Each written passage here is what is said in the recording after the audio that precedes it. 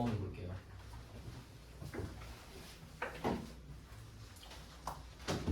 68번도 출장 이야기인데 12월 2일이고요. 본사 영업부 직원 김 부장 씨가 출장에서 돌아왔답니다. 6월 25일에 출발을 했고, 근데 이때는 회사에서 지급한 출장비라는 말을 하고 있네요. 67번보다는 낫죠. 68번이.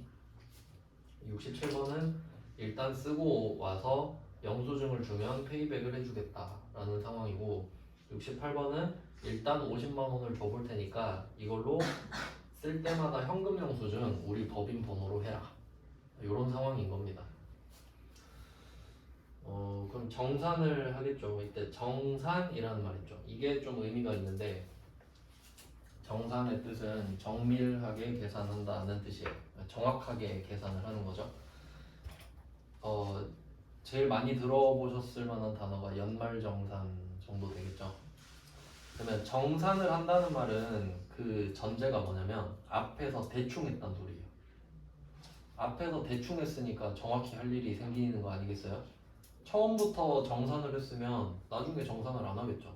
뭐 그런 내용인데, 그 패턴을 좀 알려드리죠.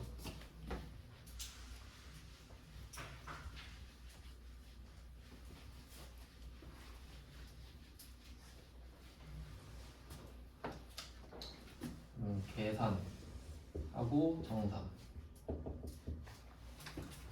이때 계산은 대충 했다는 소리예요. 오타 아니고 계산.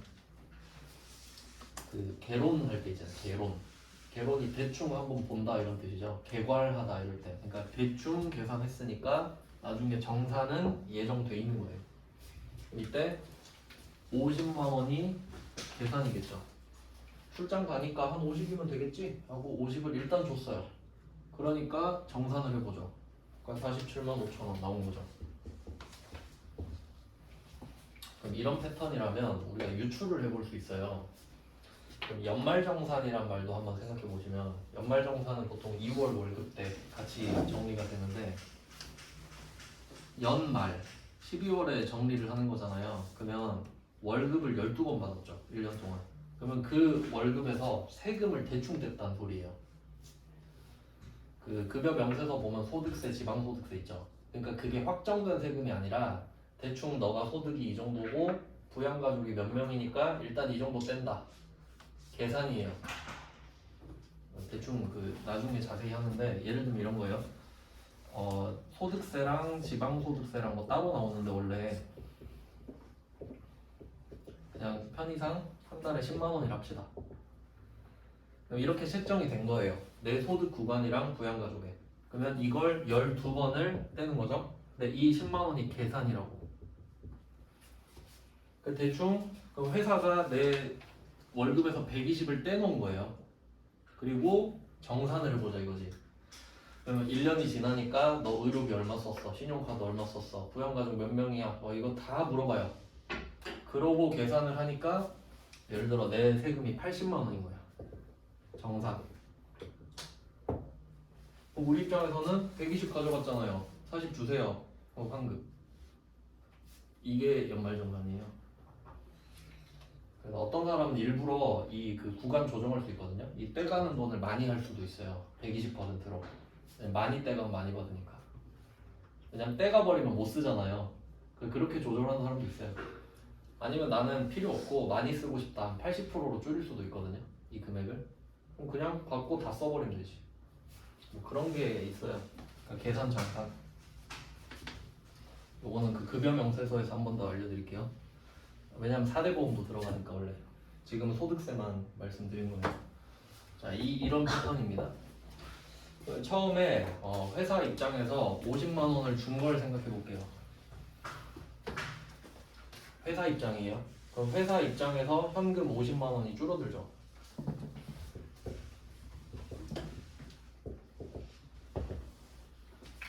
줄어든 건 현금. 줄어든 건 현금인데, 이 현금을 어떤 명분으로 줬냐 이거죠. 출장 가는데 임시로 준 거죠. 임시로. 그래서 여기서는 출장비 뒤에 가지급금 보이시죠? 가 있죠, 가. 한자죠, 이거? 가짜가 거짓가인데. 그러니까 그 진짜 가짜 할 때 있죠. 참짓 거짓 가잖아요. 근데 이게 아마 제가 알기로 일본식 표현인데 거짓 가를 붙이면 임시라는 뜻이 생겨요. 가계약 들어보시면 가계약. 거짓말 계약은 아니잖아요. 진짜 계약금 넣기 전에 내가 계약하려고 먼저 돈 줘버리는 거 있죠. 그 가계약이라 하잖아요. 그 가건물 이런 거. 그러니까 임시, 뭐 먼저 이런 뜻이 있는데 그러면 가지급금은 일단 임시로 50만 원을 줘보겠다 정도의 의미로 생각하시면 되죠. 임시 지급금. 그 가지급금이에요, 이름이.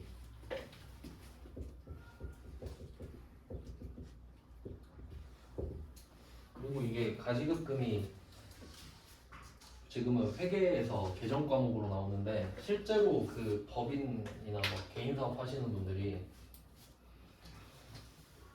법인이겠구나. 법인을 세워놓고 그 법인돈을 내가 빼서 쓰는 경우가 있어요. 법인이랑 나는 별개거든요. 내가 세운 법인에서 돈을 빼면 그게 합법이라 생각하는데 그게 횡령이에요. 남의 돈 뺏은 거니까 그걸 가지급금이라 그래요. 회사가 대표한테 일단 임시로 준 거. 두 가지 뜻이 있죠, 그래서. 근데 여기서는 그런 뜻은 아니고 그냥 임시로 줬다 정도. 누구한테 줬냐? 출장을 한두 명 보내는 게 아니잖아요. 그럼 이 50 누구 줬어? 그러니까 김 부장 하고 써놔야겠죠. 가지급금은 자산입니다. 김 부장.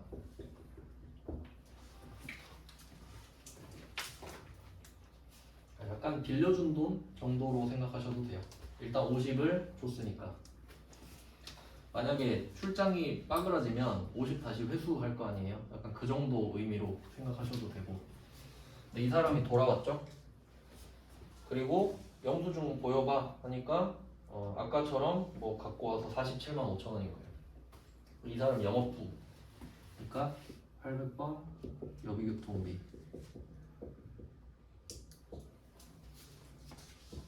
47만 5천 원. 영수증 확인했으니까. 비용 처리가 됩니다.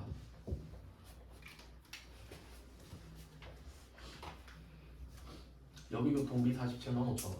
근데 이게 어떻게 된 거냐 하면 이 가지급금이 정리가 되면서, 그러니까 가지급금은 약간 임시 성격이니까 끝내야 되죠.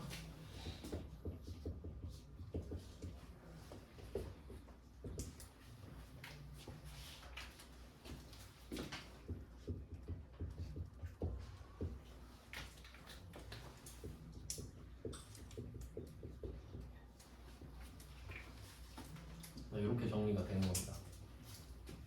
가지급금을 정리한 거예요. 네, 이거 보고 회사는 무슨 말을 할까요? 뭐 또 없어? 하고 2만 5천 원 줘야지. 남았을 거 아니에요? 갖고 와 하면 주겠죠, 그 직원이. 현금이 늘어나죠, 다시. 정리가 됐으니까. 줬다가 늘어났잖아요. 2만 5천 원은 안 썼으니까.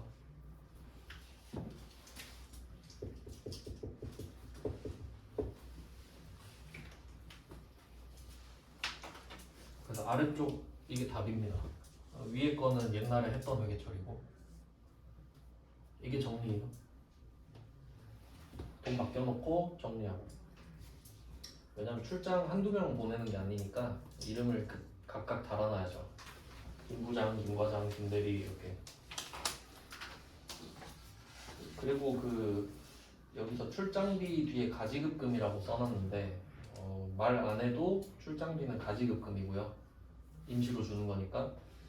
그리고 가지급금에 거래처를 입력한다 이 말도 당연한 거 아닙니까? 출장 한 명만 가는 거 아니잖아요.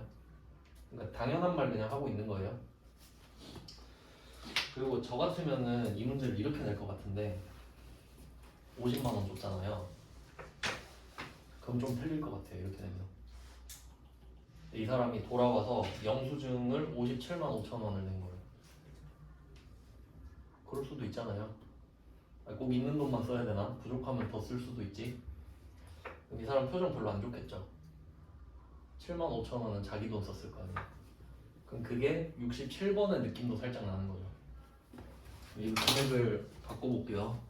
575,000원으로.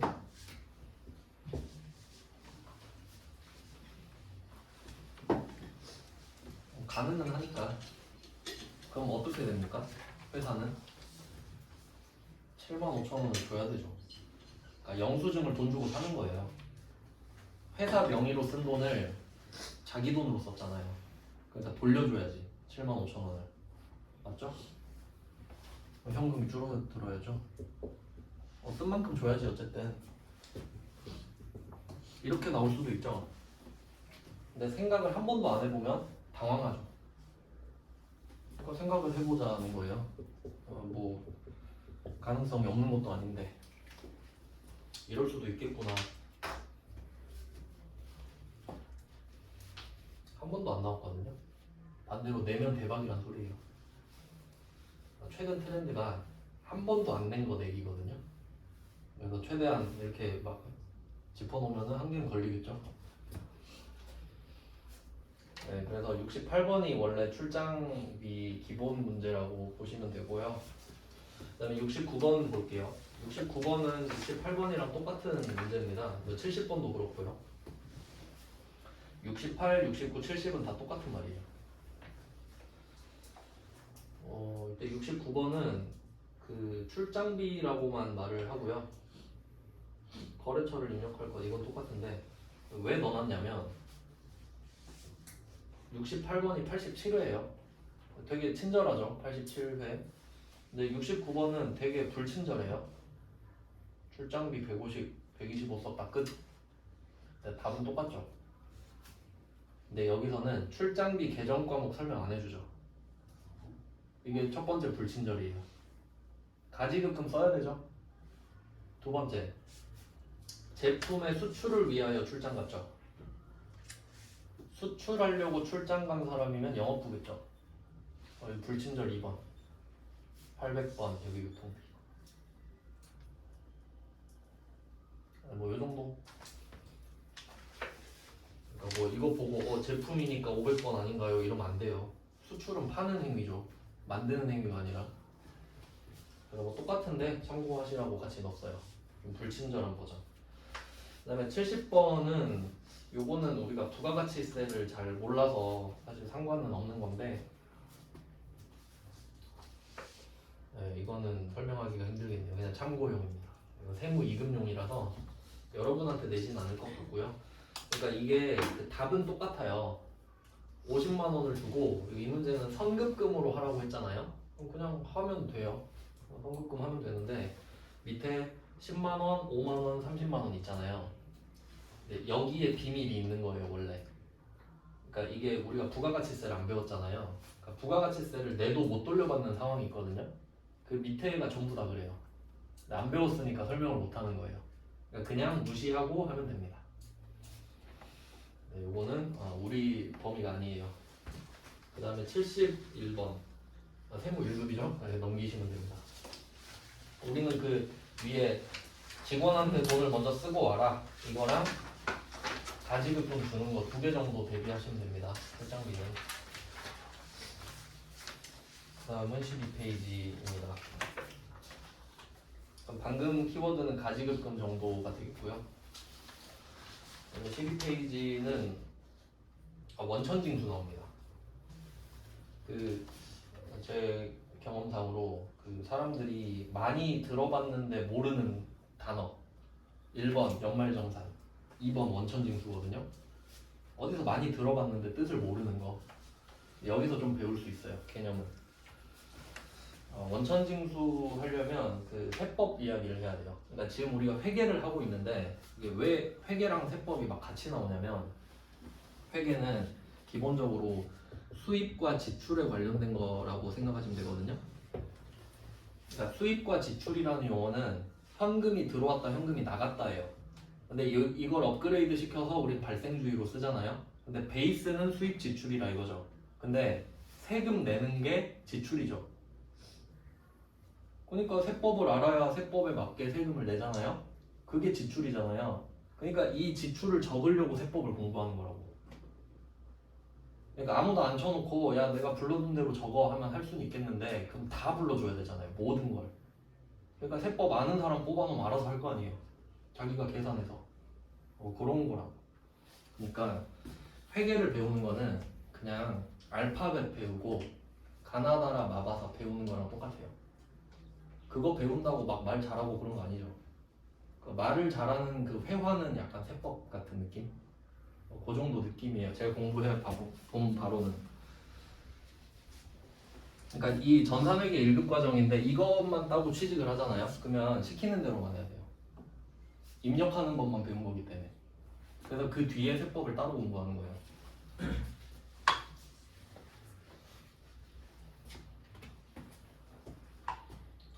네, 그러면 원천징수는 됐죠? 일단 원천징수는 뭐냐면 일단 세금부터 한번 설명을 드릴게요. 세금은 언제 내나? 세금을 언제 낼까요? 크게 네 가지입니다. 요거 그냥 상식상 알아도 돼요. 소비, 소득, 재산, 행위. 그 세금이 많아요. 세법이 많아요. 일단 내국세만 25개일 거예요. 내국세 있고 관세 있고 막 그런 식으로 되거든요. 우린 내국에 있으니까 내국세가 25개. 네, 4개로 나눠볼게요. 그럼 소비에 대한 세금. 너 물건 샀네? 세금 내야지. 부가가치세. 여러분이 부가가치세를 부담하지 않는 방법은 물건을 안 사면 되죠. 근데 그럴 수가 없으니까 내죠. 그래서 소비는 부가가치세. 대표로 하나씩만 적을게요. 그러니까 빨간색 글씨는 상식적으로 알아두자 이건데 개별 소비세도 있어요. 그 차 사면 개별 소비세 그러니까 5%인데 1.5% 지금 인하 기간이에요. 6월까지. 그것도 소비세죠. 차 안 사면 개별 소비세 안 내지. 사니까 내잖아요. 뭐 그건 그냥 추가 내용이고 그다음에 수득 이게 중요해요. 우리가 일상적으로 수득이라는 말 안 쓰잖아요. 그러니까 수입의 숫자고 그 득은 소득할 때 득자라고 보시면 돼요. 그러니까 소득이지. 그러니까 내가 돈이 하나도 없었는데 돈이 생기잖아요. 그럼 와서 야 세금 내. 너 돈 생겼구만. 그러니까 우리가 월급 받으면 세금 내죠. 수득이니까. 근데 이때 그 세법상으로 보면은 세법에서는 딱 무조건 2개로 나누거든요. 첫 번째 사람, 개인, 법인. 개인은 자연인입니다. 자연인. 그냥 자연스럽게 그러니까 여러분 태어나면 부모님이 출생신고하죠. 출생신고 된 이후로 돈 벌면 세금 뜯어가죠. 자연스럽게 세금 내죠. 개인. 그다음에 법인은 법적으로 만든 사람이에요. 내가 삼성전자라는 회사를 법으로 만들었잖아요. 법인격을 만들었잖아요. 그럼 삼성전자 이름으로 돈을 벌죠. 그럼 삼성전자도 세금 내야지. 그럼 개인 법인 있는 거 아시겠죠? 그럼 개인은 소득세네요. 그러니까 원래 이름이 개인소득세인데 그러니까 수득은 일반 명사고 소득세는 고유 명사인 거죠. 소득세라는 세금을 말하니까 수득은 돈을 벌어들인 상황을 말하고 그 다음에 법인세 들어봤죠? 그러니까 이름이 원래 개인소득세, 법인소득세 이렇게 돼야 되잖아요. 근데 그냥 소득세, 법인세 이렇게 돼요. 그래서 뭐든지 개인이나 법인 중에 있습니다. 그러니까 예를 들면 그 아파트 관리사무소 있잖아요. 그럼 거기가 법인이냐 개인이냐 이렇게 되는데 법인일 수도 있고요. 법인이 아닌 개인으로 돼 있을 수도 있어요. 세금을 내야 되기 때문에 그래요. 아파트 회계하면 돈이 좀 남을 수도 있잖아요. 또 세금 내거든요. 그 사람도. 개모임 같은 것도 그렇고.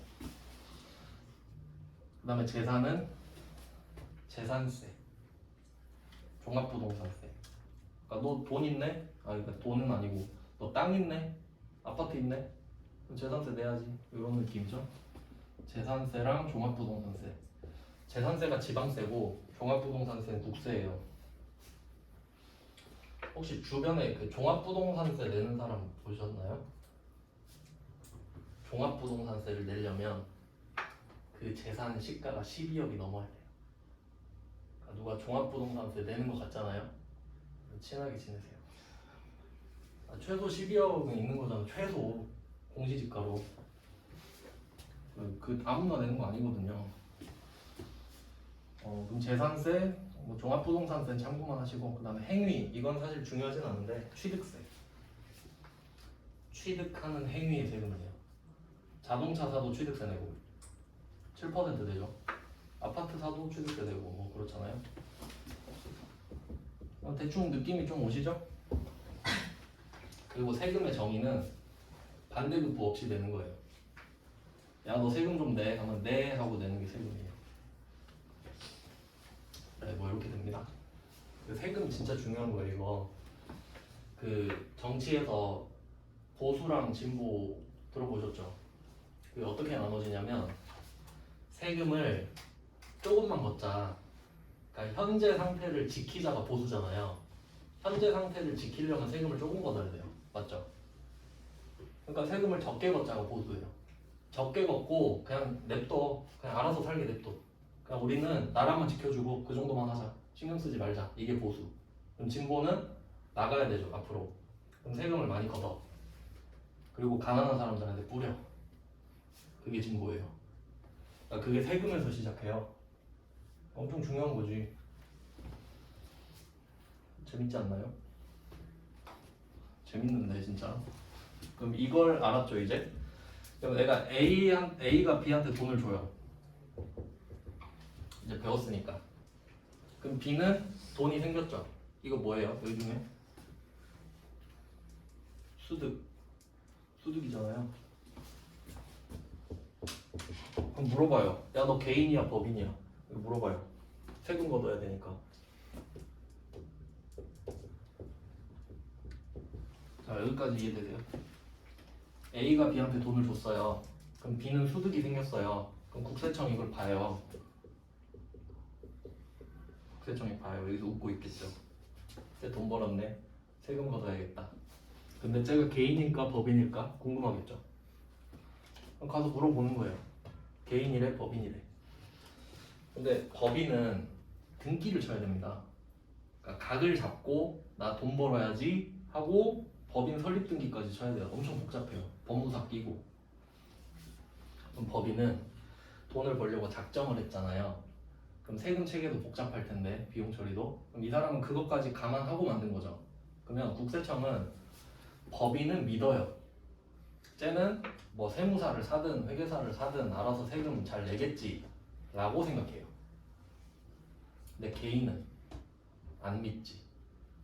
왜냐면 여러분 뭐 초등학교 과정 중에 세법 배운 적 있어요? 없죠. 그러니까 안 믿지 개인은.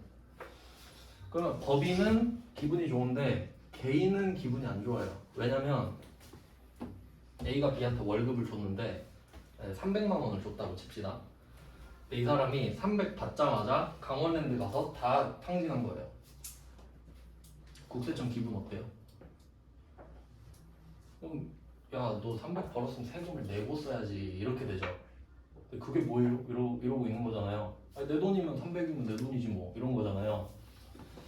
그러니까 국세청이 A한테 가서 말을 해요. 야, A야, 그러니까 이 사람은 보통 사업자겠죠. 돈을 주니까. 개인한테 줄 때는 내가 불안해 죽겠으니까 네가 저 세금을 계산해서 빼고 줘라. 못 쓰게. 빼고 줘버리면 못 쓰잖아요. 그럼 이 사람한테 300을 줘야 되는데 한 3, 40 빼고 준 거지. 40만 원 빼고 260만 주는 거예요. 그게 세전세후예요. 260만 주라 이거야. 그럼 40은요? 나한테 줘. 이렇게 되는 거지. 개꿀 아닙니까? 국세청 월급날만 기다리겠죠? 회사들이 다 갖다 주니까. 이게 이런 거 보면은 시스템이 참 중요해요. 저도 한때 세무직 공무원을 꿈꿨는데 사실 세무직 공무원이 세법을 잘할 필요는 없습니다. 왜냐면 이런 거 보면 시스템이 다 해요. 시스템을 갖춰놓잖아요. 그럼 아무나 앉혀놓으면 돼요. 시스템이 굴리기 때문에. 그러니까 이게 국세청이 A한테 일시키죠. 그러니까 이 안에 있는 사람은 그렇게 유능할 필요가 없어요. 뭐 세무조사 하는 사람이나 뭐 물론 기본적인 소양은 있어야겠지만 특출날 필요는 없다는 거예요. 그래서 이렇게 시스템을 갖춰놓으니까 돈이 계속 들어와요. 그러니까 법인은 알아서 해. 개인한테 줄 때는 원천징수를 해라 이렇게 되는 거예요. 이게 원천징수예요. 그러니까 원천징수를 왜 하냐 하면 국세청이 개인을 안 믿으니까. 그럼 주는 애한테 야 걷어서 나 줘 하면 원천에서 징수를 해버리죠. 쉽게 말하면 안 주는 겁니다. 그러니까 이게 그 연말정산이랑 연결돼 있지. 이 원천징수 40만 원 중에 아까 소득세, 지방소득세가 들어있는 거잖아요. 알겠죠? 그러니까 원천징수 12번을 해서 연말정산을 해서 돌려주는 구조인 거지.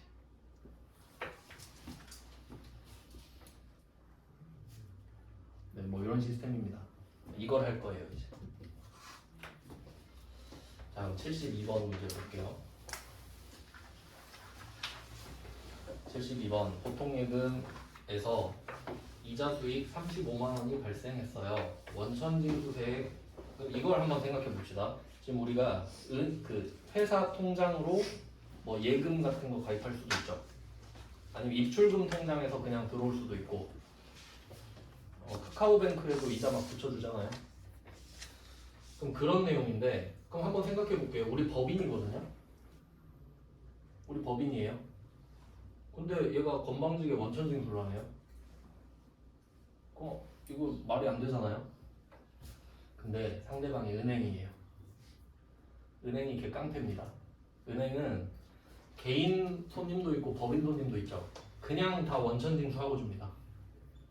법인 필요 없어. 그냥 할게. 내가 내줄게. 이런 느낌이에요. 그래서 우리가 원천징수를 당하려면 상대방이 은행일 수밖에 없어요. 그래서 이 문제를 낸 거예요. 다른 법인은 우리한테 원천징수 못 하거든요. 할 이유가 없으니까. 너 세법 알지? 하고 다 줘요 그냥. 근데 은행은 아 몰라 귀찮으니까 그냥 원천징수 하고 줄게 이런 느낌이에요. 그리고 참고로 15.4%입니다. 그러니까 이런 거를 좀 알면 도움이 되는데 지금 예금 금리가 5%대인 거 아시죠? 그럼 여러분이 예금을 1,000만 원 가입한다고 할게요. 그럼 여기 5% 주잖아요? 1년 뒤에 50만 원을 준다는 소리죠. 근데 5% 뒤에 뭐라 써 있어요 항상? 세전 기준 이렇게 붙어 있죠. 그러면 이 50만 원이 세전이에요. 여기서 15.4% 떼고 준다고. 그러니까 그 금액을 하고 다시 퍼센트를 구하면 4점 몇 %가 되겠죠. 그것까지 알고 있어야지. 안 그러면 와 나 50 받는다 했는데 왜 40밖에 없죠? 이렇게 돼요. 그러니까 일상생활에 세금이 다 있잖아요. 몰라도 상관은 없는데 저는 그냥 그거 생각한다고요. 이자 빼면 몇 % 되겠구나. 그러니까 실질 이자가 있다고요. 몇 %가. 계산하면 나와요. 그래서 이것도 53,900원 있죠? 15.4%예요. 네, 특정 문제에서는 퍼센트를 언급해요. 74번 문제처럼. 그래서 놀라지 마시라고 말씀드린 거예요. 그러니까 금액을 말해주는 건 친절한 건데 15.4%라고 말할 수도 있잖아요. 그리고 상관없는데 어차피 은행이 떼니까. 자, 그럼 한번 회계 처리를 해봅시다. 상황은 이해를 했으니까.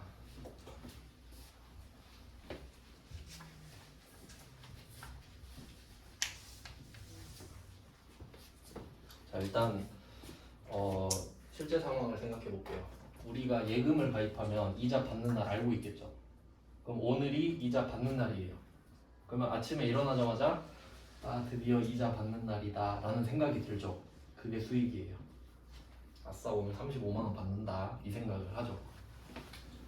그래서 이자 수익 35만 원을 인식합니다.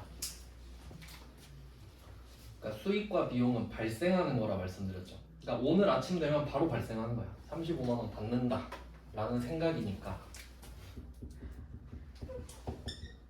그러니까 이 수익은 거래처가 없는 거예요. 그러니까 은행한테 돈을 받는다 이게 아니라 아싸 오늘 35만 원 이거거든요. 그러니까 대상이 없는 거예요 수익은. 자 그리고 통장을 까봤거든요. 근데 53,900원 빼고 296,100원 들어왔죠.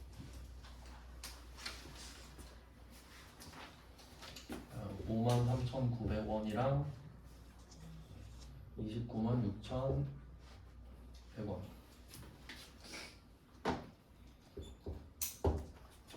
그러니까 실제로 그러지 않을까요? 세법 모르는 사람은 은행 가서 물어보지 않을까? 아니 왜 35만 원이라면서요? 이럴 거 아니에요. 아 고객님 원천 징수했어요 이러겠죠? 그게 뭐예요? 그럼 또 무한 반복. 네, 뭐 그러면 일단 보통 예금에다가 이걸 적을게요. 확실하니까 얘는.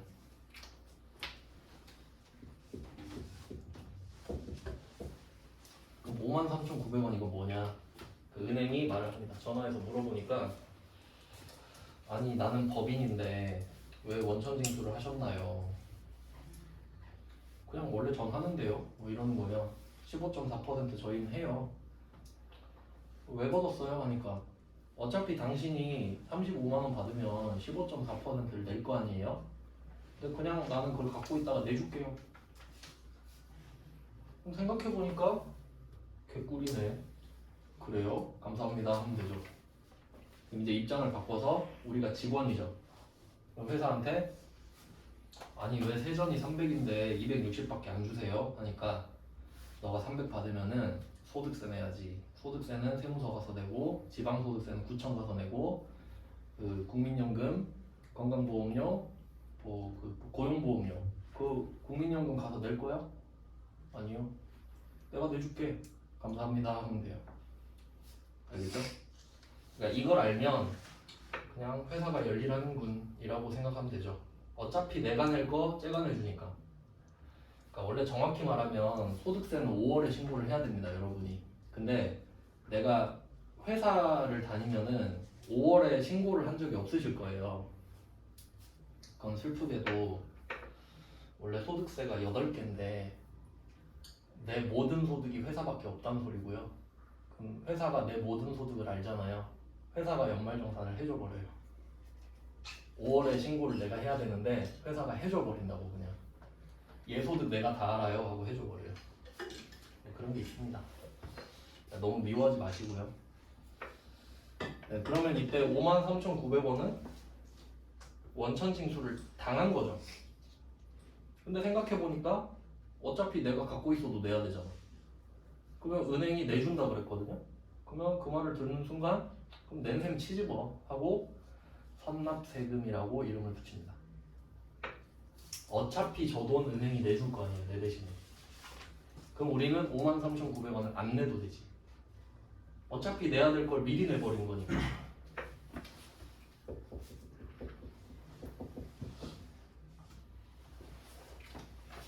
선납세금. 자산입니다. 왜 자산일까? 내가 이 사실을 까먹고 산다고 할게요. 53,900원 원천징수 당한 걸 까먹고 살아요. 그리고 법인세를 신고를 하려고 하는데 53,900원을 들고 갔어요. 그래서 세금 내러 왔어요 하니까 저번에 내셨잖아요. 은행이 냈던데? 오, 개꿀이네요. 그러면 이 돈은 내 거죠. 그러니까 미리 내놓으면 다 자산입니다. 이게 자산 라인을 좀 정리를 해보면 자산 부채를 아직 하진 않았는데 자산이 잘 돼 있으면 부채는 그 반대거든요. 자산 개념을 한번 잡아볼게요. 일단 자산이 되려면 내가 갖고 있는 것들, 소유물은 당연히 내가 갖고 있으니까 생각할 게 없습니다. 여기에 추가를 하는 게 뭐냐면 미수랑 선급이에요. 그러니까 이미 갖고 있는 거 미수, 선급. 자산은 이렇게 세 라인이에요. 갖고 있는 건 볼 필요도 없잖아요. 갖고 있으면 당연히 자산이지. 그럼 미수는 뭐냐? 못 받은 거죠. 그럼 미수 앞에는 뭐가 생략돼 있냐? 받아야 되는데. 받아야 되는데 못 받은 거, 그게 대표적으로 채권이잖아요. 매출 채권, 기타 채권. 그러니까 걔네들을 그냥 미수라고 하면 되죠. 받아야 되는데 아직 못 받았다. 근데 곧 받을 거거든. 그러니까 자산. 알고는 있자. 돈은 못 받았지만. 그다음에 선급. 선급은 지금 다 안 내도 되는데 미리 내버린 거예요. 그러니까 여러분 학원비가 그렇죠. 한 방에 다 내놓으면 자산이죠. 이제 돈 안 나가니까.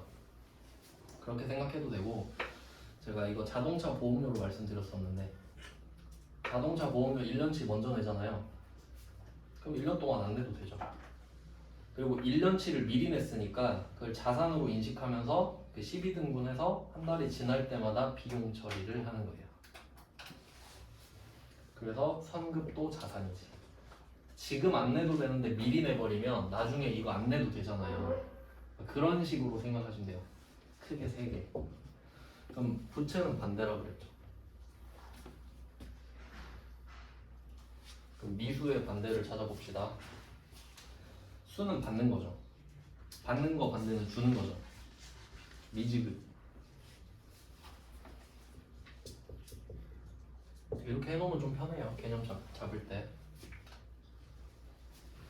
나중에 결산해서 또 하는데, 그러면 미지급은 앞에 줘야 되는데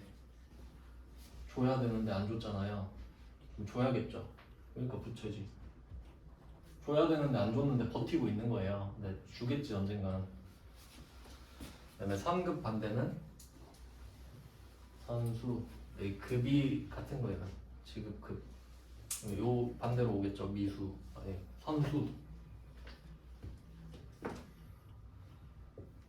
먼저 받은 게 왜? 계약금 생각해봐요. 계약금을 받았어요. 그럼 쟤한테 물건을 줘야 될 의무가 생겼죠. 그 의무니까 부채. 이런 느낌이라는 거예요. 그러니까 이 밑에 있는 거는 가상이죠. 가상. 그러니까 진짜로 갖고 있는 거 우리가 이걸 재산이라고 하잖아요. 근데 자산은 재산 플러스 미수 플러스 성급이라고요. 범위가 더 넓잖아요. 자산은. 내가 안 갖고 있는 것도 자산이라고 하니까. 근데 여러분 안 갖고 있는 걸 재산이라고 하진 않잖아요. 대충 그런 느낌이에요. 그러니까 이 선납세금도 지금 안 내도 되거든요. 근데 기어코 쟤가 빼서 줘버렸잖아요. 그럼 내가 이만큼은 나중에 안 되겠지. 그래서 뭐 그냥 자산으로 해놓자 이런 느낌. 마일리지 쌓아놓는 거예요 그냥. 이렇게 보시면 돼요. 그래서 우리가 원천징수를 당하는 상황은 이자 받을 때밖에 없다. 은행만 나한테 원천징수를 할 수 있어요. 그러니까 예를 들면 다른 회사가 우리한테 배당해 줄 수도 있잖아요. 주식으로. 그때는 전액 다 줘요. 네 세금 네가 알지? 하고 그냥 준단 말이에요. 네, 그 다음에 73번도 볼게요. 같은 문제인데 일부러 세무 1급 거를 한번 갖고 와봤어요. 근데 이건 풀 수 있어요. 어떻게 해석을 하는지 한번 보겠습니다. 그 왜 15.4%냐면 그 표 오른쪽 보면 법인세 보이세요? 이게 14%예요. 그럼 이게 국세거든요. 국세청에 내는 세금. 근데 지방소득세는 국세의 10%예요. 그러니까 14의 1.4지. 14의 1.4면 15.4죠. 보통 그렇게 구성이 돼요, 세금은. 여러분이 소속이 2개잖아요. 대한민국 국민, 광주광역시민. 그러니까 국세도 내고 지방세도 내고. 자, 그럼 내용을 볼까요? 지급액이 42,000원 돼 있죠. 원천징수세액이 6,460원 이렇게 돼 있는데 그럼 이거 어떻게 해석할까요? 이때 42,000원 있죠. 이게 이자 수익이 될 것 같은데. 그 72번은 35만 원이잖아요. 계산기 한번 해볼게요.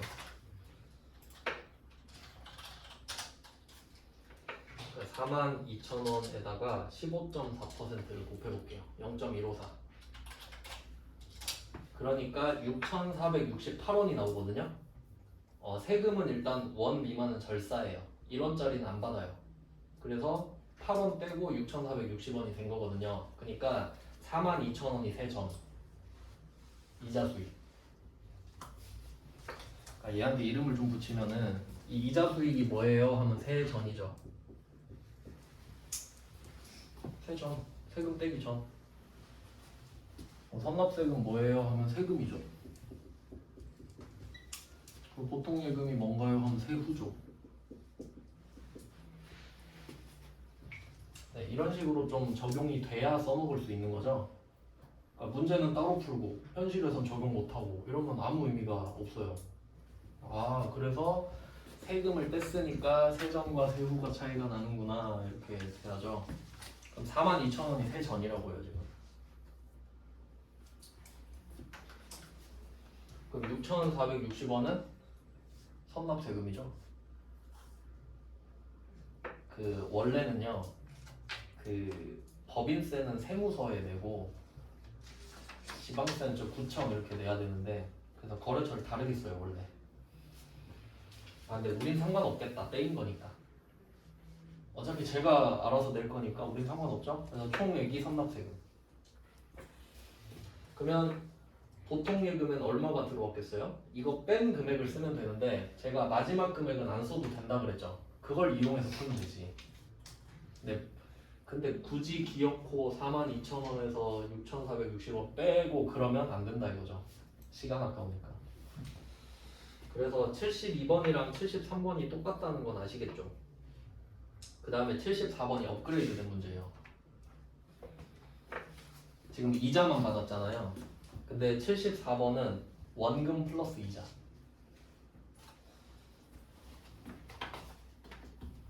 아마 그걸로 대비를 하셔야 돼요.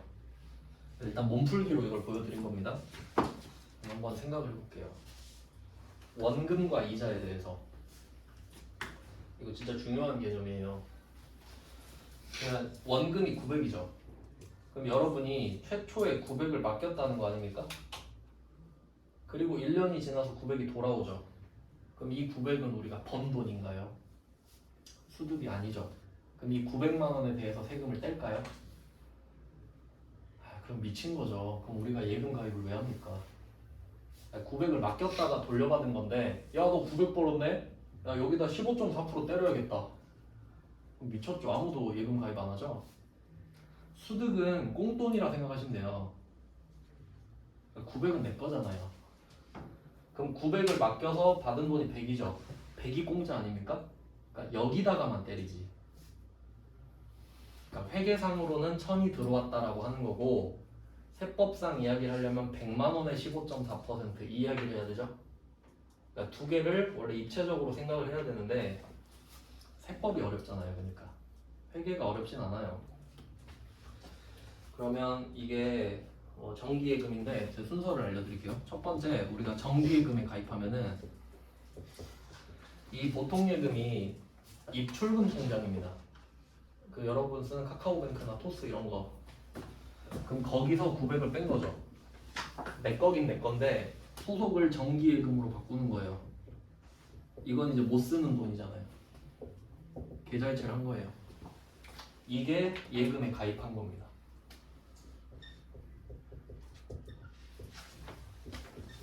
이건 옛날에 했겠죠? 그리고 오늘 만기가 도래해서 원금도 주고 이자도 주고 이런 걸 원리금이라고 그러죠? 그러면 정기예금이 해지가 됩니다. 맞죠? 다시 입출금 통장으로 돌아오는 걸 해지가 됐다 그러잖아요. 어차피 뭐 내 돈 안에서 도는 건데. 그럼 이런 문제를 풀 때는 구분해서 기재하시는 게 좋아요. 성격이 두 개잖아요. 그럼 실제로 보통 예금에 얼마가 다시 들어오냐 하면은 이걸 총액을 쓰려 하지 마시고 900이니까 일단 900을 써요. 그럼 그냥 바로 바꾸는 거죠. 똑같죠, 여기까지는.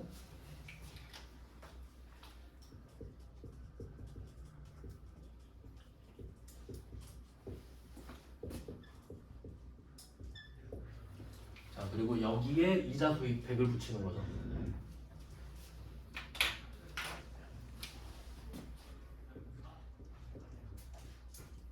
이렇게 해서 총 1000만 원입니다.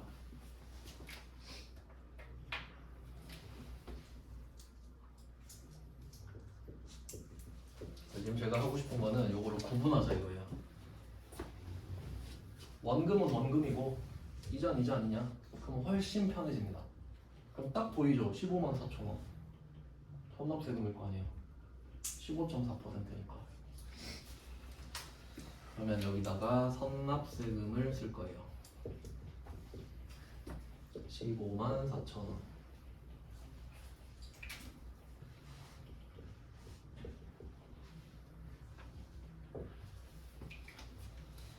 나머지 84만 6천 원은 여기에 플러스 할 거예요.